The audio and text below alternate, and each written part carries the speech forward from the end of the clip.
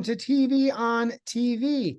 I'm State Representative Tommy Vitolo. You're watching Brookline Interactive Group. Today is Thursday, October 26th, and we have a great show for you. We're going to air a recording from several months ago with Larry Ruttman, the author of American Jews and America's Game, Voices of a Growing Legacy in Baseball. But before we get to the interview, of course, we'll run the news. Terror groups have fired more than 7,400 rockets toward Israel since October 7, many of which have been intercepted by Israel's Iron Dome air defense system. The United States has announced that it will provide a full Iron Dome air defense system replenishment. The Las Vegas Aces won their second WNBA championship this past week, beating the New York Liberty 3-1. 33 states have sued Meta, parent company of Instagram and Facebook, over fears that the platforms have addictive features that are harming teenagers' mental health. Massachusetts climate chief Melissa Hoffer has published her report of recommendations ordered by Governor Healy on her second day in office. The report recommends reducing the availability of short flights where rail might be available, implementing a K-12 climate change curriculum in schools, and reforms to Mass Save. MBTA GM Philip Eng has said that the work to repair the Green Line extension will take about 2 weeks, halting evening service starting around November 1st. Governor Healy met with Speaker Mariano and Senate President Spilka regarding the state's shelter system. The three announced the shelter system will reach capacity at the end of the month. The leaders are working out details on potential legislative options. Following the resignation of Brookline School Committee member Nancy Rigor in August, the Caucus of Select Board and School Committee members chose Brookline parent and former teacher Sarah Mogtader to fill the vacancy. Brookline by Design and Yes in Brookline came to an agreement on a Harvard Street rezoning plan prompted by the MBTA Communities Act. Brokered by Select Board member Paul Warren, the proposal, limited to Harvard Street, would generally allow for 4-story construction along the entire corridor, with ground floor non-residential use requirements. Exceptions to the rezoning include parcels already 2 stories or higher with commercial use and parcels with architecturally significant buildings. The Brookline Teen Center has announced that Casey Boston, formerly the chief program officer at St. Stephen's Youth Programs, will serve as the center's executive director. And that, my friends, is the news. I hope that you will stay with us on the flip side for an interview with Larry Ruttman, Brookline author of American Jews and America's Game, Voices of a Growing Legacy in Baseball. So stay tuned.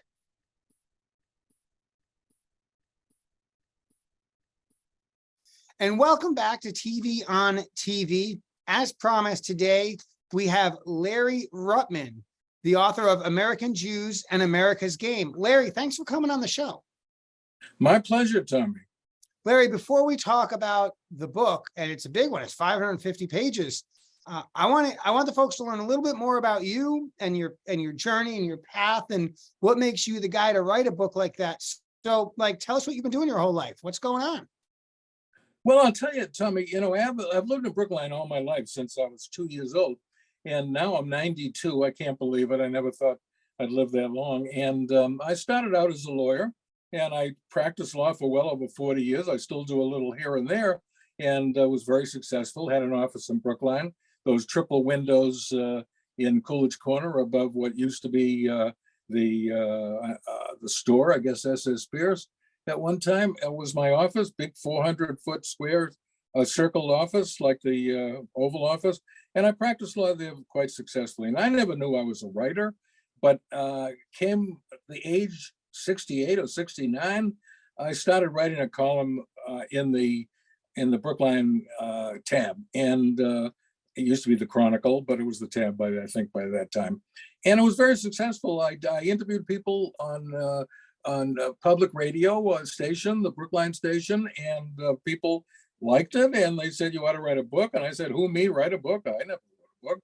And so I wrote articles, and then that became Voices of Brookline, which is really the first historical book about Brookline since 1929. And then I got it, that was my first book. And then the one you just mentioned, American Jews and America's Game, was my second book. And that one was very successful, chosen the best in the country by Sports Collectors Digest. And off I went on a writing career. Right now, sending in, as we speak, I'm sending in my memoir and my book on classical music called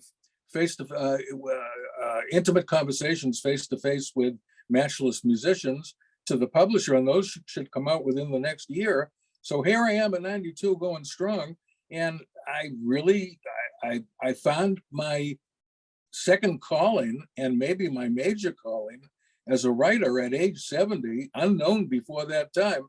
And since then, I've met a plethora, if that's the right word, maybe too big a word. I think it means a lot of people, famous and not famous, many famous people, become very friendly with a lot of them, a lot of regular folks like in Voices of Brookline. And I love to interview, and I'm doing some down in Wellfleet where I have a summer home. So it keeps you alive, it keeps you going. I do it every day so that you can hear in my voice that there's plenty of energy left, and that's what I'm doing now. And I think that I've become sort of an advisor to some old people how to try and live your life in an interesting way. I never would think of retirement. And I think that, I have good genes, I suppose, but I think that love of life and doing stuff every day is really a key to long life and a healthy life. Well, you brought up Voices of Brookline, which we'll go to if we run out of baseball to talk about, which is a risk, but probably not a big one. But I do want to get into the baseball. I love baseball. I've always loved baseball. And any baseball conversation about Jews certainly begins with Sandy Koufax, right? Like the most prominent, most successful Jewish professional baseball player. And one who, in meaningful ways, although not necessarily out of his intention, helped the American public learn more about Judaism, right? I'm thinking specifically about missing a playoff game, right? So tell our viewers, not all of whom are experts on Jews and baseball, tell us about the great Sandy Koufax a little bit, who I'm sure shows up on one or two pages in that book of yours. Oh, absolutely. As a matter of fact, there's a whole story about the fondest piece of the book, which, I was going to have Sandy. I wanted to have Sandy on the cover of the book, and he denied that because, as you know, he was a sort of a loner, and he liked being by himself, and he was, thought of to be reclusive. Sandy, actually, the way I got to Sandy to get him into the book was that Marty Appel was my publisher. Now, Marty Appel for years was the public relations director of the New York Yankees. He's written 20 books on baseball. He's a wonderful guy, very famous in New York and really well known around the country. And he knew everybody. And he got in touch with Sandy. And one Saturday morning, I picked up the phone, deep voice. Hello, Larry, this is Sandy Koufax. Well, I didn't doubt it. And so I asked him if I could interview him for my book. Well, Larry, no, I don't think so, because I don't do that. But Marty wanted me to call you. And so anyway, I extended the conversation lawyer-like to try and get him to, I thought of a million ideas. You write it, Sandy, I'll publish it. It's on and on, no. But the conversation was pleasant, and we got into other things like growing up in Brooklyn, this, that, and the other thing. So there was enough there. I recorded the conversation, of course, and there was enough there for me to fashion a story. And that's how Sandy Koufax got into the book. I've had several conversations with Sandy Koufax. I never thought in my life that he would know my name, but that happened, and along with all these other players. And then there was the question of who was going to be on the cover. Now, yeah, Sandy Koufax is big, but to me, what you find, Tommy, is that as you get to this age, I've lived in 2 centuries, and they're both very different. The 20th century is one thing, the 21st century is something else. Now, I would say that in the 20th century, the real Jewish guy and I think he was the greatest American Jew ever, was Hank Greenberg. Now, he's out of memory for a lot of people, but he starred in Detroit, as you undoubtedly know, in the 1930s and in the 1940s. He was 3 times American League Most Valuable Player. If you look on the stats, he's along with Babe Ruth and Ted Williams and guys like Manny Ramirez as having the top ratio of runs batted in to at bats in the major leagues. I mean, he's a true star, 315 lifetime batter and 58 home runs. He almost broke Ruth's record one season. But more than that, in a city renowned for people like Ty Cobb, who supposedly was an anti-Semite, but maybe was not because he was a very bright guy and became friendly with Hank Greenberg, as a matter of fact, both Detroit stars. Father Coughlin, who spewed out a lot of anti-Semitic stuff in the 1930s, and also Henry Ford, who was about as famous an anti-Semite, despite having a Jew as his main architect for his factories. And in that city, he did not play. He was the first one not to play on Yom Kippur. Got really roundly booed about that in the midst of a pennant race, but he came back and I think they won that season. I think that they were in the World Series several times. He later went into and American Jews really thought this guy was a great hero because he was big, tall, handsome, talented, intelligent. So they all, felt that was a big era of anti-Semitism, and he sort of diffused that. And Sandy Koufax even recognized that, because when I said for him to be, you want to be on the cover, the publisher wants you to be on the cover. He said, no, I don't want to be on the cover. Hank Greenberg started it all. Let him be on the cover. And only then did Koufax relent and let me use as one of the frontispiece pieces of the book a picture I unearthed, a drawing of him that was in the recesses of the archives of the Hall of Fame in Cooperstown. And I found this drawing of him that showed all the power, determination, and intensity of Koufax as a pitcher, really one of the great pitchers ever. If that arm problem, arthritis, didn't happen when he was 30 years old, God knows he probably would have won 350 games. He was so, they couldn't really touch him. Had a terrific curveball, a great fastball. And he's really another man of great character and intelligence, because he came back in the last World Series in which he played, and on 2 days rest, pitched 2 shutouts to win that World Series. And that's why his fame extends to today. But I think one of the points I'm making, Tommy, is that because of my age, I remember a lot of stuff that means nothing or little to present day adherents of baseball or anything else, because when you've lived that long, you've lived among people that are long gone and not in people's minds. So it's a very fascinating experience. And, for example, I was impressed by you right at the beginning because I thought you were a great connector, a great communicator. You're doing it right now. It's going to make you very successful. After I'm gone, I won't see it. I wouldn't doubt that you'd become a big thing in Massachusetts politics, governor, whatever. I helped Frank Bellotti, now 100, in his first campaign. Now, does anybody know who Frank Bellotti is, except that his kids are making a mark? I sure do. Yeah, have you met him? I have. He's a great guy. Around, he used to have a crew cut, and when he ran for office the first time, and nobody knew, because he didn't tell anybody, that he was a war hero. But the guy is amazing. That he's still going is terrific. I'll tell you about Italians. You want to know my favorite Italian? You mean other than Tommy Vitolo? Very good, Tommy. I like that. A sense of humor, really good sense of humor. Well, actually, when I was in law school at Columbia, I started out at Columbia and finished up at Boston College Law School. But at Columbia, I met a guy who was on some sort of a scholarship. Maybe he was from Italy, and he came from an old Sicilian family. His name was Paolo Fulci, Fulci. Now, this guy was given a state funeral when he died about a year ago. But when we met, he somehow picked me out to be his American friend. He was a little hard of hearing. He learned to speak English in a week. He became the star of the Italian State Department as an ambassador to several countries, to Canada, and then he visited us on Cape Cod, and then he became the ambassador of Italy to the United Nations, and on a rotating basis became president of the Security Council, and invited me and my wife Lois to the embassy in Canada and also in New York, and he came to our house on Cape Cod. And this guy was a wonderful guy and famous in Italy.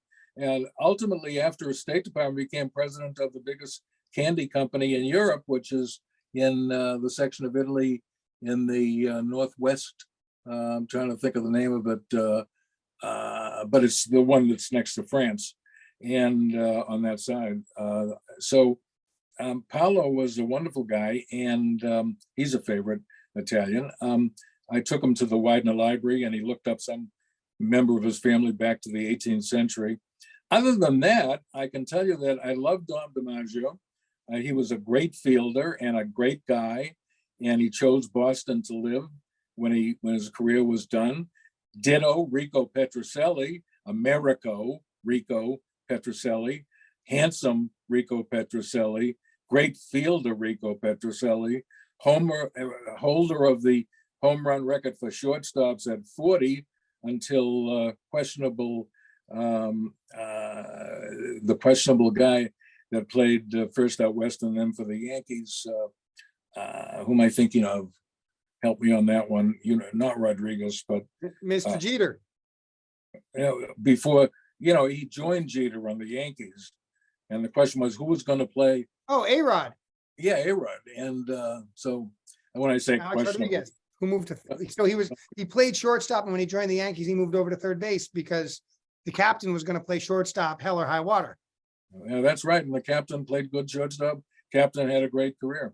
I mean, I'm a Mets fan, but I have no problem saying Derek Jeter was a great shortstop. I can live with that. Right. So listen, you're a baseball level. So I can remember games. I was there when Carl Yastrzemski did his heroics in 1967. At the end of the game, when Rico caught the pop-up that ended the game, everybody rushed to Kenmore Square. I went in the other direction. I didn't want to get trampled to death. So we talked a little bit about Sandy Koufax, and we talked about the Hebrew Hammer. I actually was fortunate enough to see a game at Tiger Stadium way back in 1998. I saw an 18-inning ball game against the Reds in the summer of '98, just before they tore it down. Tell us about some other Jews in baseball who don't have, Hall of Fame stats, maybe, but are significant and worth conversation, contributed to baseball in a meaningful or important way. Well, I think Alex Bregman now is doing a great job. He's a terrific fielder. He's not hitting as well this year as he's done in other years. I think that Kevin Youkilis was a terrific player. I'll tell you one that should be in the Hall of Fame, and is the one that I interviewed him in California. He's since passed away, and that's Al Rosen, which was the first unanimous MVP in, I think it was 1956, when he almost won the Triple Crown. I think he had 43 home runs and drove in 144. And the Senators took Mickey Vernon after he had a couple of hits, and he passed Rosen by a couple of 1 percentage point, and they took him out of the game so he wouldn't fall behind him. But anyway, Al Rosen had a short major league career because of an injury. He was a war hero in the Navy, and he came from a tough section of Florida, so there was a lot of anti-Semitism there in Miami, and he fought with his fists. His nose was broken 10 or 12 times. He had a great record for 7 or 8 or 9 years. He was the star of one All-Star game with a couple of home runs and a couple of singles. And Al Rosen later was the general manager of the Yankees, but Steinbrenner gave him trouble, so he left there. I think he went into the securities business, made a lot of money, came back, and I think he was the general manager of the Giants in the year of 1989 when they had the big earthquake out there. Well, if you look up Al Rosen, this is one of the guys that have fallen out of memory. Who remembers Al Rosen? Al Rosen was an absolutely great player, and his stats for the time that he played were plainly Hall of Fame, but he didn't play a long career. Now they're going to do that to Dustin Pedroia. Dustin Pedroia is probably one of the greatest second basemen ever. I think he's got the second highest fielding percentage lifetime, 299 lifetime hitter, a great player, as we know, gave up his body for baseball, could get any ground ball, scrounging in the dirt and getting up and getting the ball over to first base in time. Nobody thought he would be a big leaguer. He was a great big leaguer. He should be in the Hall of Fame too. I hope he gets there. Yeah, I mean, no question, Pedroia, right? I mean, career OPS over 800. For a second baseman, those are good numbers.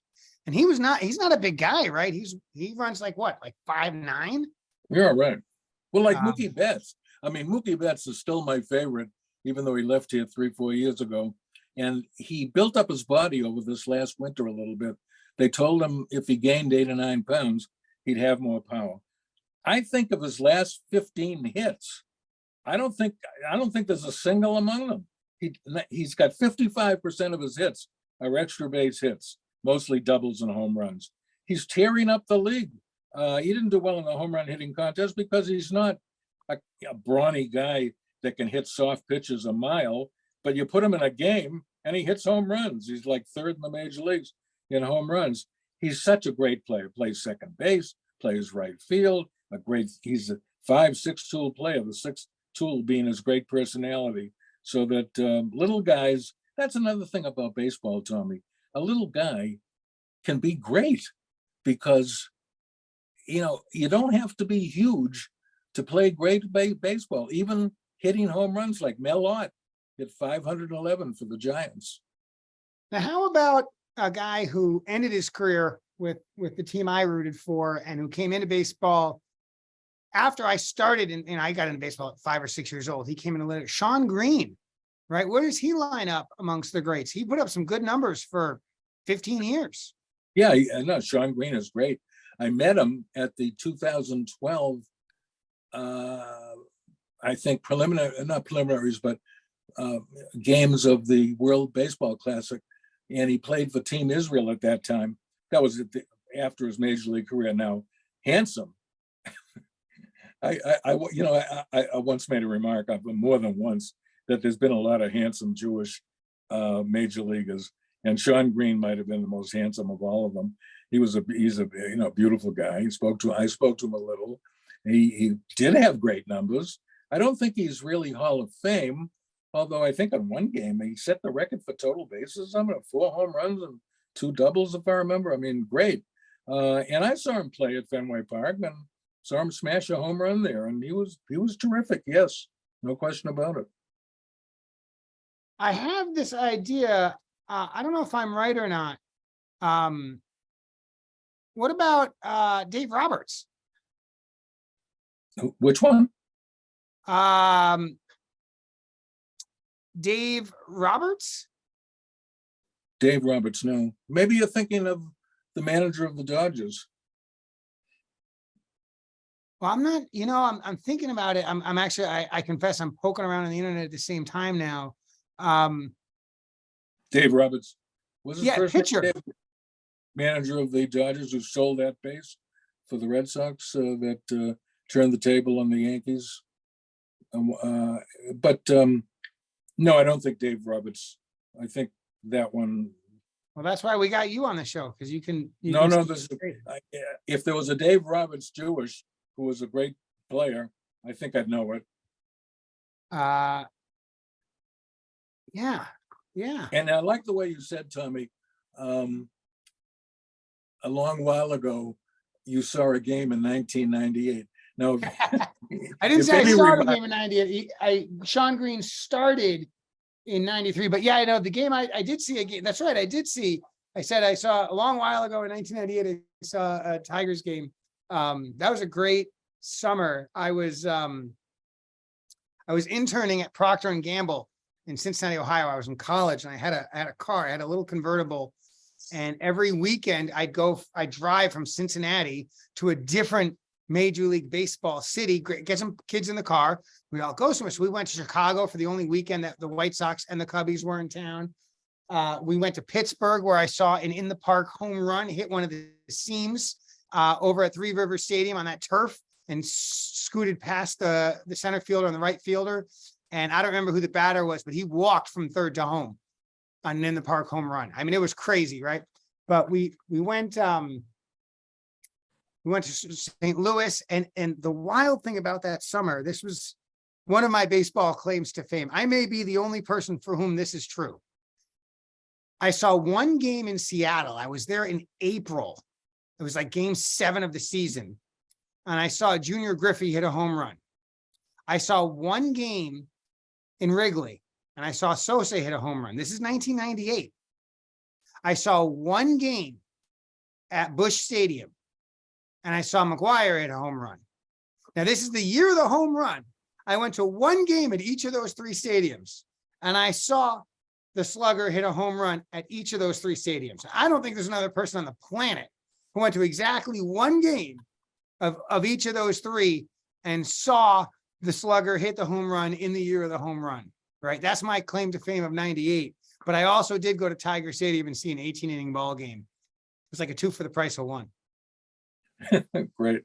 Well, as a matter of fact, I took my wife out to see a game between when the 2 guys, McGuire and Canseco, were playing for the A's, I guess it was, and they came to Boston to play a game. And I said to Lois, my wife, I said, let's sit in the first base stands, because these guys both hit right-handed, and the ball will go away from us. And if they happen to hit a couple of home runs or something, it'll be like a little pea in the sky. You won't believe it. So I think each of them hit 2 home runs. We were in the first base stands, and she could not believe it. They were truly peas in the sky. I don't think at that time they had the seats up there on the top of the left field fence. They did not. No way. But the screen, and it went way, way over they must have been 470, 480 foot home runs, because both of these guys could hit the ball a mile. I think McGuire could hit it a little bit further. I don't know, but they were tremendous. And she was really impressed. Wow, that almost disappeared from sight. Yeah, so that would have been like maybe 1988, the Bash brothers. Yeah. I think at the time, Canseco was actually bigger than McGuire. McGuire bulked up later. I think at that time, Canseco was bigger. And when he hit the ball hard, he hit the ball the hardest. Yeah, that's right around 1988. That would have been something. And look at you, rather than try to figure out how to be where you could catch the ball, you wanted to be where you could observe and sort of, enjoy that piece of baseball. I don't want to catch it. I want to watch it. Well, I do watch it. And, the fellow I mentioned before, Al Rosa, when I interviewed him in California, in Rancho Mirage, I guess it was. And he said to me, Larry, he said, well, for one thing, he said, I asked him a question. He said, well, why are you asking me that question? He was a very challenging guy. And I told him why. I said, well, okay, I'll answer that. Then he said to me, you know a lot about baseball. So I said, well, I don't know, I try. And as a matter of fact, I do have a relationship with guys over at the Red Sox, like Chaim Bloom. We write to each other, and his assistant. And I know the guys over there, and I get invited over there, and it's a lot of fun. And you'd be amazed. Well, you probably wouldn't be amazed, because Henry Louis Gates, for example, Finding Your Roots, is a friend of mine. We were pen pals before we ever met one another. He loves baseball. And a lot of people you wouldn't think might not, a lot of people who are famous as physicists, God knows what, Nobel Prize winners, look at the box scores before they look at anything else. I don't know about Einstein. He probably didn't, but when I was a kid, starting at maybe 7 years old, I delivered newspapers in the morning, 363 days a year. The only days there was no newspaper was Christmas Day and Thanksgiving Day. And if Christmas fell on a Sunday, there was a paper anyway. They gave you the day before off. And I mean, I remember sitting in like the most inconvenient spot possible on the floor in the doorway between the kitchen and the living room, reading the box scores in the newspaper. And of course, as you know, back then, right, space is at a premium. You didn't get a complete box score like you get on a website today, right? You had like, they would have a column for, right, at-bats, hits, walks, and strikeouts maybe.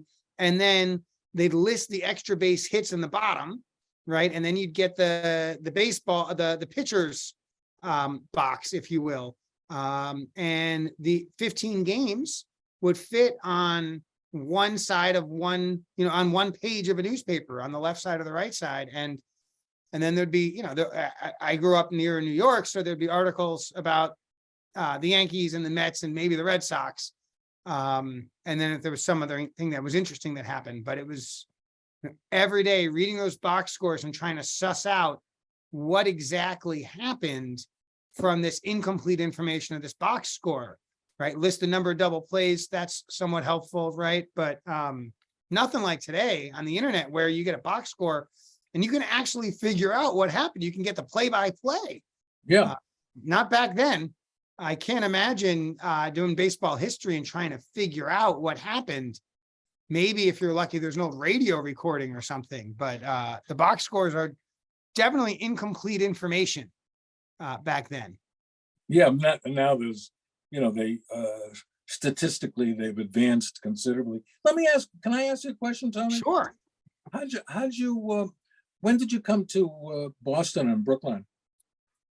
When I finished my master's degree at Dublin City University in Ireland, wanted to come back stateside and ease the transition back to America. So I moved to Southie and lived in Southie for about a year and enrolled in BU in a PhD program and riding the green line to the red line late at night to get home before the train closed up every night was kind of a grind.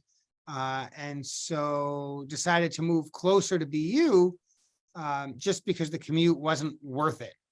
And so I moved to a neighborhood of Boston called Brookline. It was like all the other neighborhoods of Boston, except you don't get to vote for mayor for whatever weird reason. And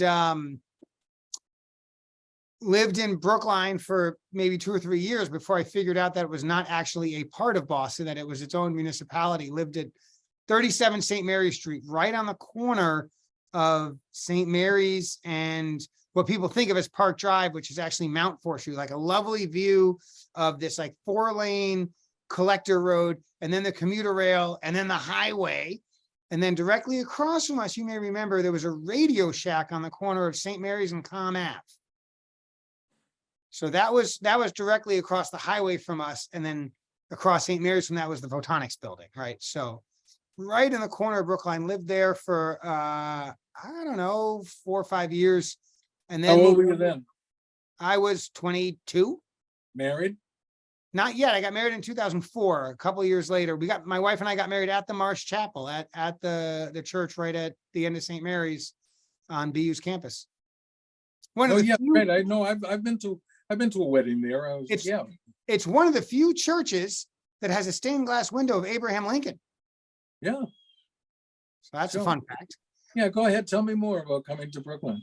And I was here just because it was convenient for graduate school, and I just happened to get an apartment in Brookline and not on the other side of the street in Boston. And after a couple of years, when I sort of figured out more about the community of Brookline and not just the community of a BU graduate student, it was like, well, we're never going to leave. This is such a great place to live. What am I going to look my kids in the eye and say, well, you could have had great public schools and a great neighborhood to grow up in, but I wanted a bonus room. Right. So we knew we would always struggle for housing, but the community's worth it. And my wife and I absolutely love it. 20 years later, it was a great bit of luck that we ended up here and just love it. Both ways, Tommy. Yeah. So we're thrilled, having a great time. Larry, we're actually out of time. We were out of time a few minutes ago, but we don't mind. We can go over. We'll pay the FEC fines or something. But the book Larry, is called American Jews and America's Game. Remind me what year it came out, 2013, 14? 2013. 2013. Great book. It's available on Amazon, and bookstores have it or will get it for you. It's done very well, and it really changed my life, put it that way. And delighted to have you on the show. We'll have you back. We'll talk more. Yeah, just one last note on Brookline.